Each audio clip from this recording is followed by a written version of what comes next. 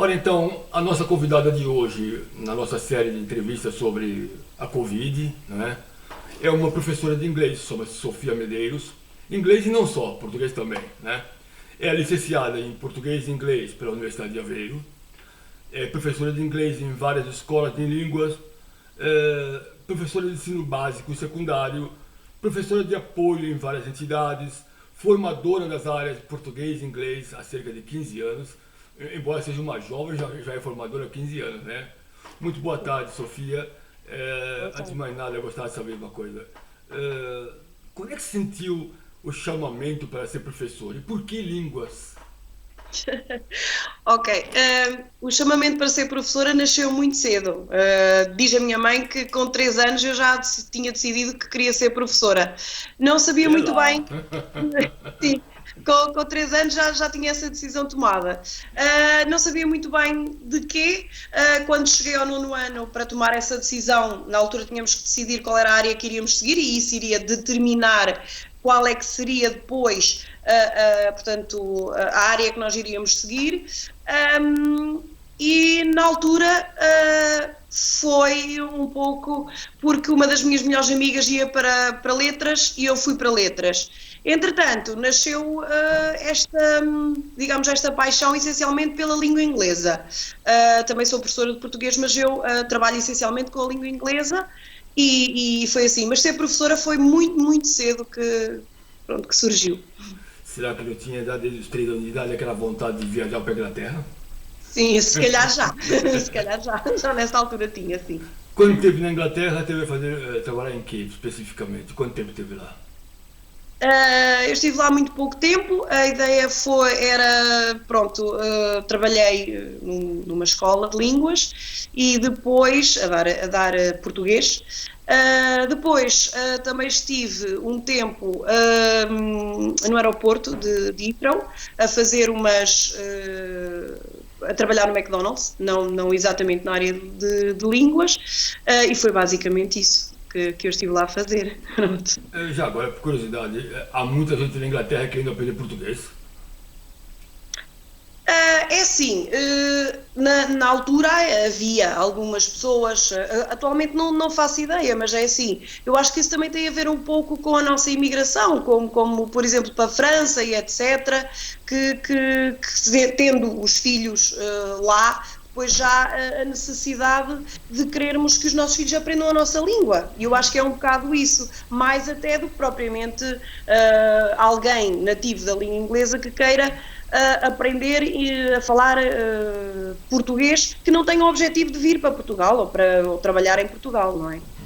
Acho eu. Só por curiosidade, já agora, o teu filho fala inglês fluentemente? Não, ainda não falo inglês fluentemente. Falo Mas fala inglês, mas melhor não que é. eu, de certeza, né? Não, mas ainda não é fluentemente. Fala algumas coisinhas de inglês e pronto.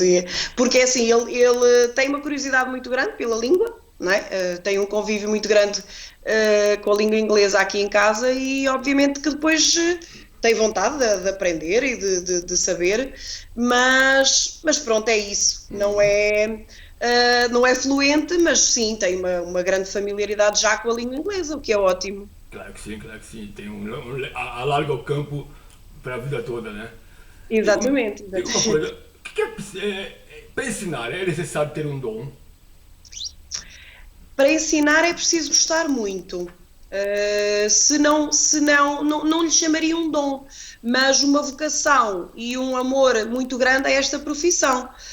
Porque, como todos nós sabemos, o professor, e nos últimos anos, o professor já não é visto, ou melhor, o ser professor já não é visto como sendo uma profissão de topo ou o que seja. E para nos mantermos e para continuarmos cá, é preciso gostar muito de ser professor e gostar daquilo que se está a fazer. Porque caso contrário é difícil, é muito difícil mantermos-nos na área por todos os motivos, porque assim não é fácil nós entrarmos portanto no ensino público. Depois as áreas que existem para enveredar um bocado, pronto, para estarmos na nossa área a trabalhar.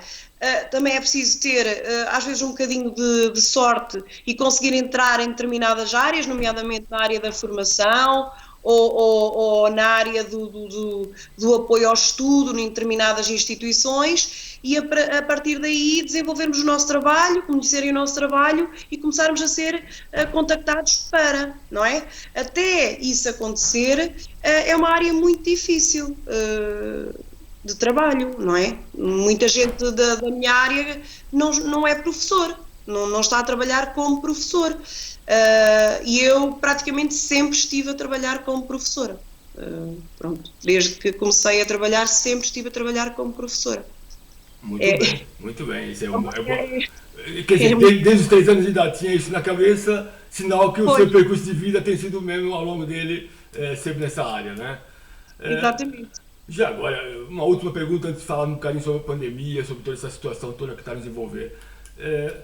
Quem é mais difícil de ensinar? Os miúdos, os jovens ou os adultos? Essa gente que gosta de colocar muitos entraves ao seu ensinamento. É assim, eu tenho uma grande vantagem, que é que eu aquilo que ensino, que é a língua inglesa, é apelativo por natureza. Ou seja, as pessoas, por norma, gostam de aprender. As crianças, os mais pequeninos, desde os 3 anos de idade, adoram conhecer palavras, adoram, pronto, tudo o que tem a ver com a língua inglesa, eles gostam imenso de aprender. Depois, chegamos àquela fase da adolescência, aí até, digamos, aí ao 11º ano, em que é mais difícil, ou seja, entre o 6º e o 10º ano é muito complicado, porque mas não é só inglês, é tudo em geral. Nessa faixa etária temos que encontrar formas e maneiras de conseguir captar-lhes a atenção. Porque hoje em dia os nossos adolescentes e os nossos jovens têm tudo de forma muito facilitada, digamos, têm tudo muito fácil. E tudo o que seja difícil de chegar lá, muitas vezes e muitos deles desistem neste percurso, neste caminho. O que o professor tem de fazer é levá-los a não desistir. O adulto, por norma, na minha área, lá está, em inglês, o adulto tem interesse em aprender. Pronto, tem muito aquela ideia de que se calhar já é velho demais mas que tem que ser desmistificada, que isto não é verdade. Qualquer pessoa pode aprender uma língua inglesa. Eu tenho o exemplo de um senhor que acho que já falei isto até com o Francisco, que numa das primeiras escolas de línguas onde eu trabalhei, e era um senhor que tinha 70 e qualquer coisa anos, e ele aprendeu, era um objetivo de vida dele, faleceu muito pouco tempo depois disso, o que é lamentável, mas é assim. O que é que eu quero dizer com isto? Era um objetivo de vida. Ele sempre quis aprender a língua inglesa e conseguiu aprender. Pronto, e realizou um sonho. Aliás, a esposa dele disse-me isso várias vezes. Foi um sonho, uma coisa que ele tinha determinado fazer, não tinha tido oportunidade e fez em adulto. Claro, é como em tudo. Se eu quero, eu aprendo. Se eu quero, eu faço. É o caso. Pronto. Não é mais do que isto. E é fácil ensinar o adulto. O adulto que quer é fácil. É muito fácil porque tem noção de que tem de fazer e que para chegar lá tem de trabalhar e é fácil, eu acho. Só por curiosidade, qual é o inglês mais chato? Dos Estados Unidos, do Canadá, da Inglaterra, da Irlanda, da Escócia, dessa zona, qual é o inglês mais chato de se falar? Entendeu? Para mim, é assim, pronto, eu faço um esforço por ensinar o British English, não é? O inglês britânico, mas não quero dizer que seja o que está correto, simplesmente é a língua-mãe, pronto. Depois daí derivaram todos os outros países que também falam a mesma língua, não é? Respondendo à pergunta, é assim, para mim, eu acho que, por exemplo, o inglês da África do Sul E também talvez Nova Zelândia, mas África do Sul é muito complicado de se perceber. Muito. Eu acho difícil, é engraçado, mas é dos que eu acho mais, mesmo quando estamos a ouvir televisão e ouvimos alguém da África do Sul que está a falar inglês, daquelas coisas que eu tenho que olhar, por vezes tenho que olhar para a legenda para ver o que é que a pessoa está a dizer, porque escapam-me algumas coisas. Muito bem, É verdade. muito bem. Se você tem essa dificuldade, imagina nós. Bom, vamos passar aqui ao nosso assunto, realmente, o que nos chamou aqui. De repente tudo mudou, né? Do dia para a noite. Não estávamos à espera, nem pouco mais ou menos, nem sonhávamos tal coisa, né? Como é que é a gestão da atividade profissional de um momento como esse na sua área? É assim, nós a 13 de março eu estava a dar formação e fui informada de que a formação iria ser interrompida naquele dia. Não tinham data para retomar. Ficámos, acho que todos nós, todos os colegas, toda a gente que estava no ensino, estava a contar, não é? Que iria acontecer, mas ficámos sem perceber muito bem, então e agora o que é que nos vai acontecer? O que é que nós vamos fazer? Vamos para casa quanto tempo? Etc. Na semana a seguir foi um pouco o ver as notícias e tentar perceber quais eram as medidas, o que é que estava a ser destinado. Posteriormente, começaram a surgir, depois, eu acho que mais até depois das próprias, portanto, das férias, do período que iria ter de férias em abril, é que começámos todos a pensar no terceiro período e como é que nós iríamos funcionar no terceiro período. Começámos a olhar para as plataformas de ensino, começámos a fazer várias formações, ainda estamos a fazer várias formações na área das plataformas para ensinar, porque a maior parte de nós nunca tinha trabalhado com uma plataforma dessas. Por exemplo, no meu caso, eu já tinha experiência de e-learning numa outra situação, mas também foi uma coisa muito curta, mas já tinha mais ou menos essa noção. Mas existem 1001 plataformas para trabalhar e lá está. E formação nessas plataformas, nós, professores, a grande parte não tem. Começou por aí, foi, ok, vamos nos inteirar como é que isto tudo funciona online, quais são as possibilidades, eu quero utilizar um quadro, quero utilizar material, como é que eu faço online, e começou tudo muito por aí. Começámos, no meu caso, na associação onde eu trabalho, nós damos apoio ao estudo, começámos por contactar os nossos utentes, os nossos clientes, não é? Quem lá tínhamos, no sentido de perceber qual seria a necessidade deles e se estariam interessados em continuar a manter o nosso apoio, se o quereriam fazer à distância. Tivemos uma resposta muito positiva por lado dos pais. Os pais querem, precisam. Nesta primeira semana, que terminou no dia 24, na sexta, a adesão ainda não foi, digamos que foi mais ou menos de 50%, porque as pessoas ainda se estão a organizar. Ainda há a situação de que tem muito trabalho da escola para fazer, que os professores estão a enviar muito trabalho e os meninos ainda estão a tentar, e as meninas estão a tentar organizar-se, mas precisam de nós para continuarem a ter esse apoio nas várias disciplinas. Em relação à formação, começa agora a mexer um bocadinho mais, já há algumas diretrizes, vamos começar a trabalhar em algumas plataformas online, com alguns formandos. Mas está a falar de formações no IFP, é isso? Isso, sim, neste momento sim, é onde eu estou e estamos neste momento a ver, a analisar quais serão os grupos com condições para arrancar a informação à distância, não é? Na chamada FAD e tentar arrancar o mais rapidamente possível, seja já agora no início de maio, peço desculpa, seja agora no início de maio que se vai começar a arrancar já com a formação. É mais difícil, não há problema. É mais difícil para vocês como professores adaptarem-se, dar uma resposta rápida a essa situação, ou aguentar os alunos com as suas manias dentro de uma sala de aula. Estávamos a falar agora há pouco de adolescentes, né? A famosa rebeldia. É mais fácil aguentar, passar sobre essa situação ou aguentar um aluno do nono, 10º ano? Não, é assim, eu agora até com os miúdos da associação, pronto, com quem eu estou agora a trabalhar. Está a falar da Fenômenos Pinto, não é?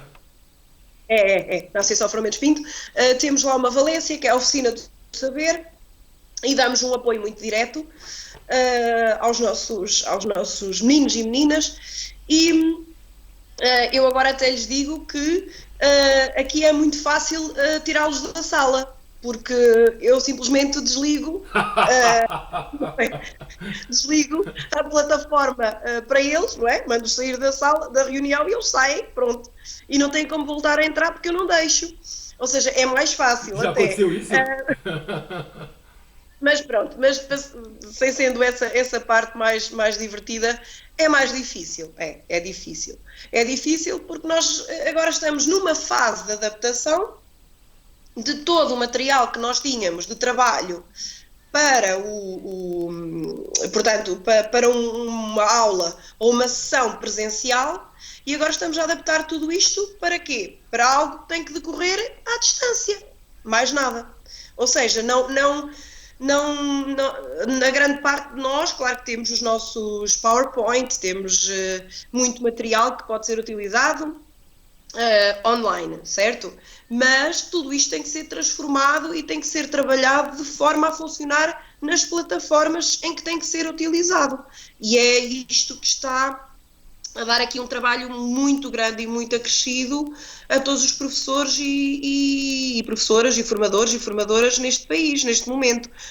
Que quero passar muito esta informação de que neste momento estamos todos a trabalhar muito offline, ou seja, muito trabalho que depois só vai ser visto quando nós começarmos a operacionalizar e a trabalhar na formação e nos apoios e nas escolas, mas tudo isto é trabalho que nós estamos a ter, que não é visto, mas que está a existir, que é um trabalho muito grande de planeamento, de otimização de materiais, para que sejam utilizáveis em plataformas e etc. Não vai ser fácil para já. Não vai ser uma coisa de já está. Há muito trabalho para fazer, muito. Quando você, estou falando você, porque você especificamente não quer falar consigo, mas quando você foi apanhada, como todos os outros, como é que foi a vossa gestão naquele momento? Pronto, foram aprender para ensinar, pronto, até aí tudo bem, ok? Mas vocês contactam uns com os outros para trocar impressões, fazem também, como estamos aqui a falar em Skype, fazem esse tipo de conferência para poder adaptar isso mais rapidamente. E o Estado em si, o Ministério da Educação, as diversas entidades da vossa área, têm dado para vocês realmente formação e não largaram vocês assim aos 7 ventos? É assim, Francisco, eu vou falar do Ministério do Trabalho, porque o IFP, neste caso, não é? Sim. Pertence ao Ministério do Trabalho. No Ministério do Trabalho, eu tenho que dizer que nunca me senti abandonada na formação. Nunca me senti abandonada, porque eles sempre mantiveram contacto connosco. Sempre nos foram esclarecendo as dúvidas. Mesmo em termos dos apoios que poderíamos pedir, toda essa situação, como nós somos o Cibo Verde, a grande parte de nós, portanto, na formação eu senti sempre esse apoio, ou seja, e também a formação que eu fiz, alguma da formação que eu fiz, foi exatamente por indicação do IFP, ou seja, o IFP indicou-me para fazer formação, nomeadamente a plataforma Teams, do e-formador, ou seja, há aqui uma preocupação em que as pessoas saibam minimamente o que é que vão fazer, claro, e temos tido muito apoio das instituições, eu acho.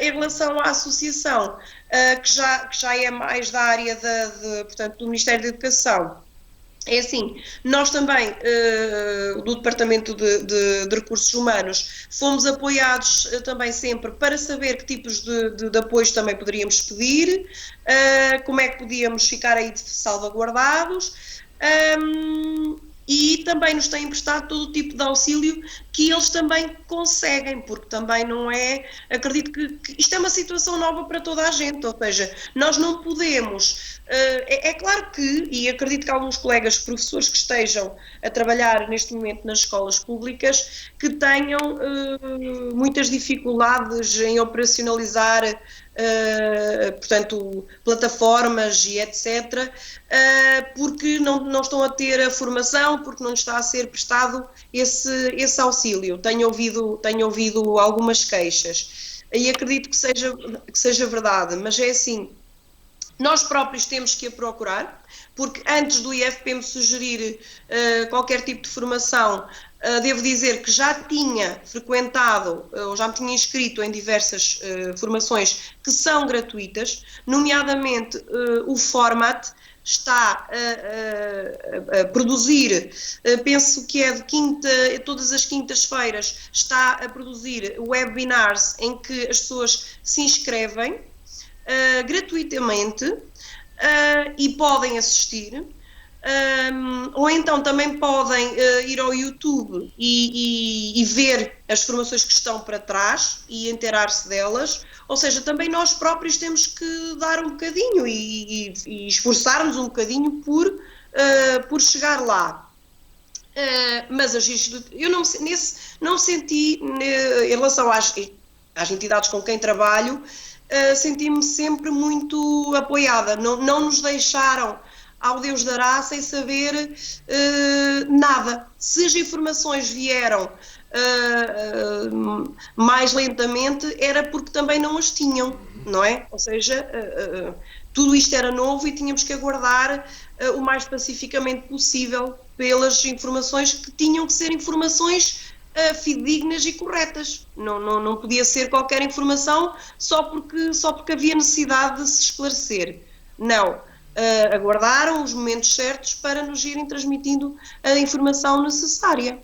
Sim. Mas entre os primeiros tempos, até começar a cair informações, chegar informações de você e levar alguns dias, certeza, se calhar semanas, né?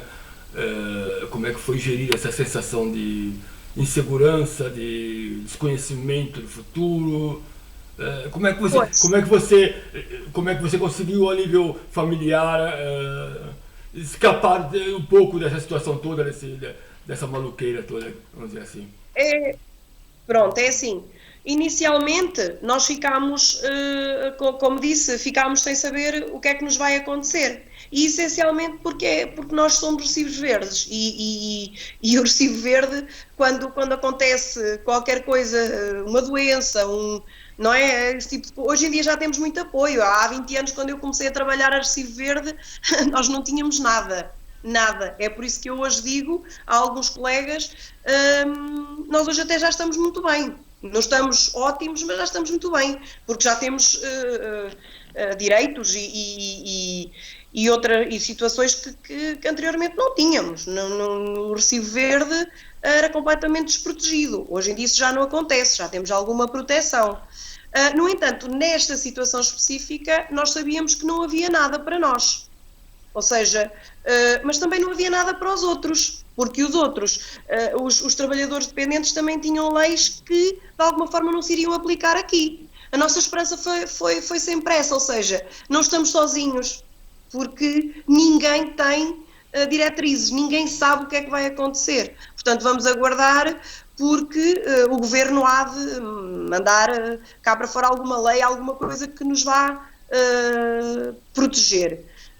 E foi exatamente aí que eu que eu me agarrei, digamos, a pensar isto ainda há de acabar, não bem, mas pelo menos já de acabar mais ou menos. Não vamos, Mais ou não menos. vamos já pensar no pior. Não vamos pensar no pior, não é? Nós em inglês temos uma expressão que diz hoping for the best but expecting the worst, não é? Portanto, epá, vamos esperar que isto se resolva e que as coisas acabem até por correr bem. Vamos aguardar, vamos ver. E de facto as diretrizes vieram. É assim, não são, é como eu digo, não são boas, são mais ou menos, pronto, e é o que nós temos para já, mas também não devemos ficar contentes nem calados com o que nos foi dado, porque não é de facto o que nós merecemos. Porque há muita gente que vai pagar, e já estou a entrar na área do recibo verde, mas pronto, há muita gente já a pagar segurança social praticamente no valor que recebeu daqueles últimos dias de março, não é? Imaginemos que estamos a receber 200 euros e há pessoas a pagarem 200, 300 euros de segurança social, ou seja, não é? Pagou para Também tudo isto trabalhar, é né? Pagou para trabalhar. pronto, É. e esta segurança social é referente ao último trimestre do ano anterior. E agora vamos pagar referente ao primeiro trimestre do ano de 2020. Mas tudo isso significa que vamos ter que pagar uma segurança social que não vai ser pequena, na grande parte de nós, e depois, lá está, os apoios não são assim por aí além. Neste momento, o que eu acho, eu gosto de ver o copo meio cheio, pronto. Pelo menos agora estamos a receber alguma coisa. Pronto. Vamos ver o que é que nos aguarda nessa parte. Perdeu o sono alguma noite por causa disso? Perdi, não tanto, como é que eu vou explicar? Porque o receio, para mim, essencialmente, o receio é a nível monetário, como é óbvio, mas também o facto de eu ficar sem saber se o trabalho que eu estava a desenvolver até ali iria ter algum seguimento no futuro, ou seja, se nós iríamos conseguir voltar a trabalhar onde não tínhamos estado a trabalhar até 13 de março. E isso a mim fazia-me, e ainda me faz muita confusão, apesar das coisas estarem lentamente a arrancar, eu sequer ponderar a hipótese de que, como tenho um filho pequeno e tenho, com o meu marido, tenho uma casa para sustentar, não é? Que de alguma maneira eu tenho que trabalhar e não poder trabalhar na minha área. Ou seja, se caso as coisas não corressem bem e não voltasse a arrancar a área onde eu estava, as instituições não voltassem a contactar-me para esse trabalho, que, por exemplo, nomeadamente na associação, nós temos que continuar a fazer um trabalho contínuo com os nossos alunos e alunas, com os nossos utentes, que é essencial para mantermos também o posto de trabalho. Quer dizer, tudo isto era e é uma grande incógnita e deixa as pessoas aflitas, é óbvio. O facto de saber que no fim disto eu vou ter ali o meu posto de trabalho à minha espera, ou não. No caso do Recibo Verde é um bocadinho isto. Ou seja, acredito que também alguns trabalhadores dependentes também tenham este receio, mas o trabalhador independente não tem certeza nenhuma. Ou seja, ficamos sempre com aquela ideia de será que quando eu for trabalhar está lá o meu lugar ou não à minha espera, não é? Neste momento tudo indica que sim, mas é assim, é por isso que estamos a trabalhar e não abandonamos o barco, é para nos mantermos lá. Ainda agora há pouco o presidente da República disse que a partir da meia-noite do dia 2 de maio acaba o estado de emergência. Como cidadã, como é que vê isso? E tem mais preocupação depois desse dia 2 de maio do que até agora? Ou está confiante que os portugueses, na sua generalidade, vão ser capazes de compreender que fugir da emergência não significa que acabou o problema? Pois, eu espero que toda a gente perceba que quando nós sairmos do estado de emergência, não é que nós vamos ter que continuar a ter, durante muito tempo, muito cuidado na mesma.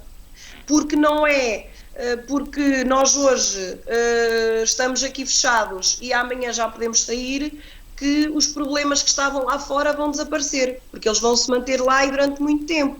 E nós sabemos que, mesmo nós que não tivemos pelo menos sintomas da doença, não é? Podemos facilmente contraí-la e todos os protocolos, todas as situações que nós estávamos a manter até agora, do distanciamento social, do cumprimentar e etc. Todas essas coisas, lavar as mãos com frequência, a desinfecção, todas essas coisas vão ter que continuar a existir, o tossir para o braço, sei lá. Nós são coisas que são intrínsecas e que têm que existir, mas que nós sabemos que nem toda a gente as aplicava antes disto. E é bom que se perceba que vamos ter que as manter. Porque, isto é a minha opinião pessoal, se nós, a partir do dia 2 de maio, pensarmos que podemos fazer tudo como fazíamos antes do isolamento, não é? Sem qualquer outra preocupação, eu acho que nós rapidamente vamos perceber que voltamos à estaca zero e que deixamos de ser o milagre que toda a gente fala e passamos a ser a desgraça, não é? Porque isso ninguém me convence que nós agora vamos para a rua e está tudo bem. Não é assim. As pessoas têm que perceber que não estamos em estado de emergência, mas que continuamos com muita necessidade de nos protegermos e de protegermos o outro. Eu proteger o outro, já me estou a proteger a mim. Seja com o uso das máscaras ou o que seja, pronto, pois também tem que ser quem da área vai ter que decidir o que é que nos dizer, nos dar orientações e dizer, olha, é isto que tens de fazer para te proteger, porque nós não sabemos, o comum dos cidadãos não sabe, não é? Ainda ontem o primeiro-ministro em Passos Ferreira deu o primeiro aviso, né, a primeira mensagem de que se a coisa começar a correr mal, voltamos para trás novamente, ou seja, volta tudo a estaca zero, né? O que seria terrível, até psicologicamente falando, né? Mas acho que, pelo que eu percebo da sua palavra, está confiante que as pessoas no geral vão conseguir compreender que isso não é nem, como disse o outro lá no Brasil, não é nenhuma gripezinha, né? Não é uma gripezinha.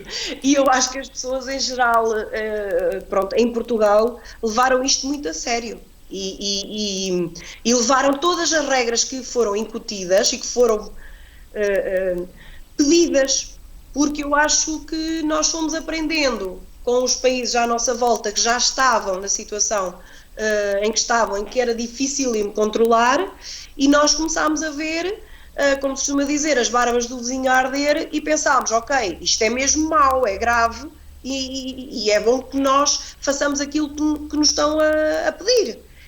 Portanto, eu Mas os primeiros dias não foi bem assim, não é? Porque as pessoas, lá está, Francisco, eu acho que as pessoas têm que ver para crer, e começaram a ver que de facto também ia morrer gente em Portugal. Aliás, nós já estamos nas 900 e tal mortes em Portugal. E outra coisa que também começámos a ver é que as pessoas achavam quem morre são mais os idosos. Pois, apesar disto ser uma coisa muito triste de se dizer, porque desculpa, se nós cá estamos hoje é por eles, não é? Exatamente. Ou seja, não podemos dizer isto como se isso fosse uma coisa normal, ou seja, é normal, claro que já a minha avó dizia que quem de novo não vai, de velho não escapa, mas quanto mais cá estivermos, mais tempo cá estivermos, se calhar mais alegria damos às pessoas com quem convivemos, e eu acredito que essas pessoas ainda tinham muito para dar, tinham netos, tinham bisnetos, não é? e eram muito válidas ainda para a sociedade, tinham o seu valor para a sociedade, e não podemos dizer porque eram os mais idosos que estavam, portanto, a sucumbir mais facilmente à doença, que nós, os mais jovens, nos podíamos contentar com isso. A dada altura começámos a perceber que não, que se calhar éramos mais resistentes, mas que também havia, noutros países pelo menos, havia quem falecesse com os seus 30 e 40 e começaram a falecer pessoas jovens também. E começámos a ver que afinal somos todos isto estava a vulneráveis, né? Pois, e que não era assim tão simples quanto isso, não é? Olha, Sofia, antes de terminar, vou fazer só mais uma perguntinha, ok? Você também tem tua vida, tem o seu trabalho, quero agradecer a tua presença, o teu testemunho. Obrigada. Muito importante para quem, principalmente para quem está na área também, que você está na área da educação, na área social. É muito importante que as pessoas deem os testemunhos e mostrem um bocadinho a realidade que cada um convive, né, que está no dia a dia, né?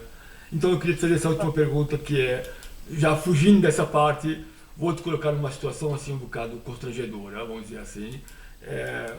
Se você fosse nomeada ministra da Educação hoje, quais seriam as situações mais emergentes que você procuraria alterar? Pode falar sem medo. Se o Costa nos ouvir, até pode ser uma boa indicação. Pronto. Uma das coisas que eu acho, e não é de hoje, é o número de miúdos por turma. Que agora, com estas novas medidas, o isolamento e essa coisa toda, vai ter de ser tudo muito bem pensado e repensado para os meninos e meninas que vão ter que ir assistir a aulas, não é? Porque há o 11º e o 12º ano que vão ter que ir assistir, vão ter que estar presencialmente nas escolas. Repensar isso.